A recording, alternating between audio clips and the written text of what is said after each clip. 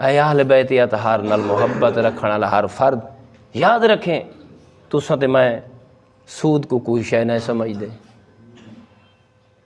ایسا سمجھ دیں بس میں جو شیعہ دے گھر پیدا ہو گئی ہاں بس اگھاں اعمال جانن تے مولا علی جانے۔ مثلاً اصل لوگوں نے بجائے اللہ رب العزت اس نعمت تے شکر بجا لاندے کہ اللہ نے ایسی ماں عطا فرمائی جے دودھ بعد وچ پلائے علی دا نعرہ پہلے لائے، کیسی بات ہے۔ لیکن ساکو فخر کرنا چاہیے نا، سود زیادہ وقت نہیں بڑی تیزی نال گزر گیا۔ سود دے بارے تیرا میرا آقا کیا ارشاد فرمیندے، غور طلبات مومنین امام جعفر صادق محمد آل محمد مولا فرمینن قال درہم ربا اعظم عند اللہ من 30 زنا۔ مولا فرمینن جائیں ہیک درہم سود دا چا کھادا، اون ہیک درہم نہیں کھادا، اون 30 زنا کیتے۔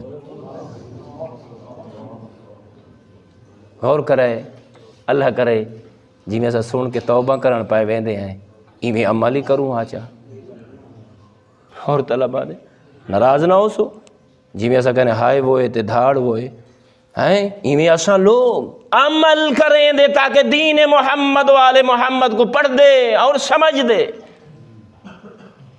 30 زنا دے برابر ایک درہم سود، اگو غور کرنا اس واسطے جناب دے سامنے وہ الفاظ معصوم دے بندے حقی رکھنا چاہندے، فرمائنے کلہا بذات محرم،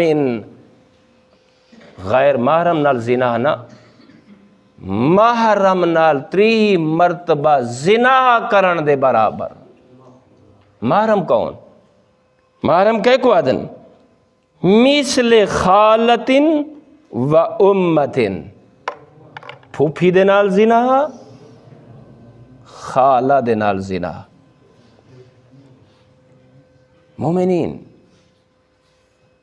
وقت ہی نال گزر گئے، یزید کیا کریں دا لعنت کریں، یزیدی جو کچھ چاہتا ہے نا کہ پھوپھی اور خالہ دے نال نکاح جائز ہوئے، اگر کوئی بندہ سود نال محبت رکھ دے تو کیرے لشکر ہی چلا گئے، کیا وہ تائید یزید کر رہی ہے یا نہیں کر رہی ہے؟